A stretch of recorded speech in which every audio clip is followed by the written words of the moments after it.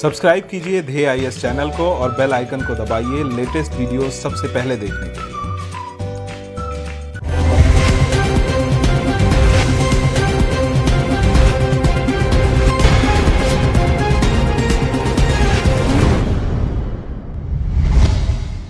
हाल ही में पांगोंग त्सो क्षेत्र में लाइन ऑफ एक्चुअल कंट्रोल पर भारतीय और चीन सैनिकों के बीच हुई झड़प विवाद को अगर गौर से देखा जाए तो ये काफी रोमांचक नजर आता है। यूं तो ये किसी विदेशी थ्रिलर फिल्म के किसी रोमांचकारी दृश्य सा लगता है, लेकिन करीब से देखें तो इसमें दो परमाणु शक्ति देशों के बीच ताकत की एक नुमाइश सी नजर आती है। हालांकि इस नुमाइश के कई सारे ऐसे मतलब निकलते हैं जिसके पूरी दुनिया में परिणाम दिखाई दे सकते हैं। आज के डीएनएस में जानेंगे पांगोंग त्सो झील के बारे में, साथ ही समझेंगे भारत चीन के रिश्ते में इस झील की अहमियत को। भारत और चीन के बीच मौजूद सीमा, जिसे लाइन ऑफ एक्चुअल कंट्रोल या LAC के नाम से भी जाना जाता है, दशकों से विवाद की वजह रही है। LAC को 3 हिस्सों में बांटकर देखा जाता है: पश्चिमी, मध्य और पूर्वी क्षेत्र। ऐसे कई इलाके हैं जहां दोनों देशों के बीच LAC की बिल्कुल सही स्थिति को लेकर विवाद है।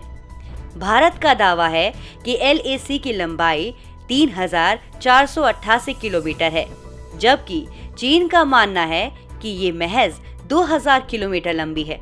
दोनों ओर की सेनाएं अपने हिसाब से LAC की सीमा के मुताबिक गश्त के जरिए इस इलाके में जोर आजमाइश की फिराक में रहती है। इसके मद्देनजर दोनों देशों के बीच छोटे मोटे विवाद जन्म लेते रहते हैं।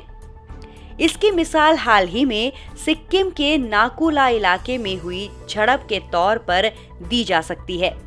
यूं तो LAC का ज्यादातर हिस्सा जमीन से होकर गुजरता है, लेकिन इसका कुछ हिस्सा पांगोंग त्सो झील से भी होकर गुजरता है। पानी में मौजूद LAC का ज्यादातर हिस्सा ऐसा है जिसको लेकर चीन और भारत में अभी भी विवाद बना हुआ है। LAC को लेकर दोनों देशों की अपनी अपनी समझ है और इस वजह से दोनों के बीच टकराव होते रहते हैं। लद्दाख LAC करीब 134 किलोमीटर पांगोंग त्सो झील के बीच से गुजरती है और भारतीय सेना झील में करीब 45 किलोमीटर के इलाके पर पहरा देती है। भारतीय सेना का कहना है कि चीन सिपाही हर साल सैकड़ों बार LAC का उल्लंघन कर भारत की सीमा में घुस आते हैं। कई बार स्थिति गंभीर भी हो जाती है। एक नजर डालते हैं क्यों है पांगोंग त्सो झील इतनी अहम। तिब्बती में त्सो का अर्थ झील होता है। पांगोंग त्सो लद्दाख में 14,000 फीट की ऊंचाई पर स्थित एक लंबी, संकरी और गहरी झील है। ये चारों तरफ से जमीन से घिरी हुई है। ये झील रणनीतिक रूप से बहुत महत्वपूर्ण है। दोनों देश लगातार इस झील में पेट्रोलिंग करते रहते हैं। पांगोंग त्सो झील 1962 के बाद से ही जब तब दोनों देशों के बीच तनाव की वजह से सुर्खियों में रहती है। 1962 में चीन ने इसी इलाके में भारत पर मुख्य हमला बोला था।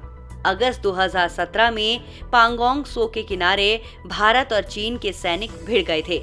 झील की भौगोलिक स्थिति इसे रणनीतिक रूप से बेहद अहम बनाती है। ये झील चुशूल के रास्ते में पड़ती है, जो कि भारत का अहम हिस्सा है। चुशूल एक गांव है जो बॉर्डर से 15 किलोमीटर दूर है। आर्मी की पोस्ट है यहाँ पर। झील के उत्तरी और दक्षिणी किनारे को चुशूल अप्रोच कहते हैं, जिसका इस्तेमाल चीन भारत में घुसने में कर सकता है। 1962 के युद्ध में चुशूल में ही चीन ने सबसे बड़ा हमला किया था। रेजांग ला पर भारतीय सेना डटकर लड़ी। 13 कुमाऊं की अही रेजिमेंट के मेजर शैतान सिंह शहीद हो गए थे। जानकारों के मुताबिक चीन अगर भविष्य में कभी भारतीय क्षेत्र पर हमले की हिमाकत करता है तो चुशूल अप्रोच का इस्तेमाल करेगा, क्योंकि इसका रणनीतिक महत्व है। पांगोंग झील तिब्बत से लेकर भारतीय क्षेत्र तक फैली है। इसका पूर्वी हिस्सा तिब्बत में है। इसके 89 किलोमीटर यानी करीब 2/3 हिस्से पर चीन का नियंत्रण है। झील के 45 किलोमीटर पश्चिमी हिस्से यानी करीब 1/3 हिस्से पर भारत का नियंत्रण है। चीन ने पांगोंग सो झील के आसपास मजबूत सैन्य इंफ्रास्ट्रक्चर बना लिया है। झील के किनारों से सटे ऐसे सड़क बना लिए हैं जिनमें भारी और सैन्य वाहन भी आ जा सकते हैं। 9 मई को नॉर्थ ईस्ट में सिक्किम के नाकुला सेक्टर में भारत और चीन के सैनिकों में झड़प हो गई थी, जिसमें सैनिक चोटिल हो गए। हालांकि बाद में बातचीत से मसला सुलझा लिया गया, लेकिन ये कोई नई बात नहीं है। अक्सर उत्तर में लद्दाख और नॉर्थ ईस्ट में अरुणाचल प्रदेश सिक्किम की सीमा पर ऐसे तनाव देखने को मिलते हैं। असल में यहाँ भारत की सीमाएं तिब्बत से लगती हैं। 1914 में शिमला समझौते में ब्रिटिश हुकूमत और तिब्बत के बीच नॉर्थ ईस्ट के लिए सीमा तय हुई थी, जिसे मैकमोहन रेखा कहते हैं, लेकिन चीन इसे मानता नहीं है। चीन का कहना है कि यह समझौता तिब्बत ब्रिटेन के बीच हुआ था, इसीलिए चीन भारत में घुसपैठ करता रहता है। 1962 के भारत चीन युद्ध के पीछे सीमा का यही संघर्ष था। थोड़ा पीछे जाएं तो युद्ध की भूमिका तब से ही बन रही थी जब जवाहरलाल नेहरू ने तिब्बती धर्मगुरु दलाई लामा को भारत में शरण दी थी। सीमा तय न होने की वजह से इस तरह के टकराव पहले भी होते रहे हैं। जून अगस्त 2017 में भूटान की सीमा पर डोकलाम विवाद चरम पर था। उस साल भारत के स्वतंत्रता दिवस समारोह में भी चीन के सैनिकों ने भाग लेने से मना कर दिया था। ऐसा 2005 के बाद पहली बार हुआ। एक और समारोह जो 1 अगस्त को चीन में पीपल्स लिबरेशन आर्मी के फाउंडिंग डे पर हुआ करता है, वो भी नहीं हुआ। 19 अगस्त 2017 को पांगोंग झील पर पथराव मारपीट की घटना हुई। इसका एक वीडियो वायरल हुआ जिसमें कथित तौर पर दोनों तरफ के सैनिक झगड़ते दिखे। चीन और भारतीय सेनाओं के बीच इस तरह के टकराव आए दिन देखने को मिलते हैं, लेकिन इन्हें सुलझाना सिर्फ बातचीत से संभव है।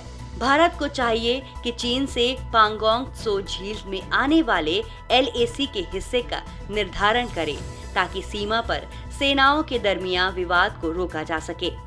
ऐसे समय में जब दोनों देश वैश्विक महामारी के दौर से गुजर रहे हैं, उन्हें सीमा विवाद से अलग हटकर आपस में वैश्विक महामारी के खिलाफ साझा कदम उठाने के बारे में सोचना चाहिए। दोनों देश दक्षिण एशिया की बड़ी अर्थव्यवस्थाएं हैं, जिन पर वैश्विक शांति और सुरक्षा बनाने का दारोमदार भी सबसे ज्यादा है।